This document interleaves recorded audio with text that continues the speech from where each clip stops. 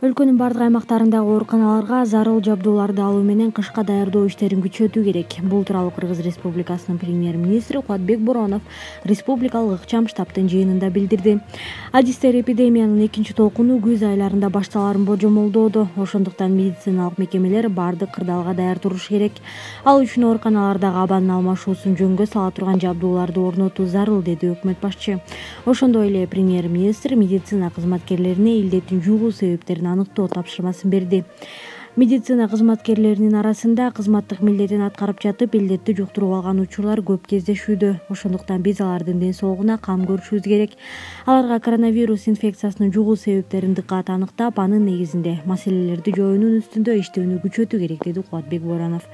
Өкмөт башчы саламаттык сактоо министрлигине жана жергиликтүү бийлик өкүлдөрүнө өпкөсү сезгенгендерди өтүшүп кеткенге жеткирбей алдын алуу чараларын күчөтүүнү милдеттендирди. Илдетти сасык тумоо катары кабыл алып, өз алдынча үй шартында дарыланып жаткандар бар. Ошондуктан ооруп жаткандарды аныктоо үчүн Бишкек шаарынын жана аймактардын жетекчилери медицина кызматкерлери менен үймө-үй кыдыруу иштерин күчөтүүгө тийиштүү, премьер-министр сөзүн жыйынтыктады.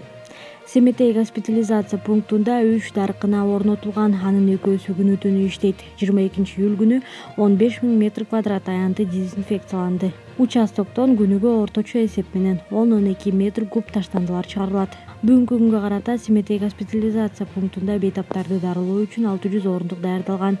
Анын ичинде 143-үндө бейтаптар дарыланып жатат, калган 457 орундук бош. Ал эми жандандыруу бөлүмүндө 50 орундук бар болсо, учурда 31 оор абалдагы бейтаптар бар. Сырттан келген 148 миллион доллардын каяка сарпталары тууралуу өкмөт маалымат берди. Ага караганда 148 миллион доллар каражат учурда Улуттук банктын эсебинде турат. Ал сумманын 121 миллион доллары эл аралык валюта фондунун экинчи траншы. Бул жардамдын 80 миллион доллары 5 жылга, 40 миллион доллары 10 жыл мөөнөткө карызга берилгендиктен, бул каражаттарды кайрадан төлөөгө жеңил болушу үчүн алгач экономиканы кайра жандандырууга жана ишкердикти колдоого жумшалаары пландалууда.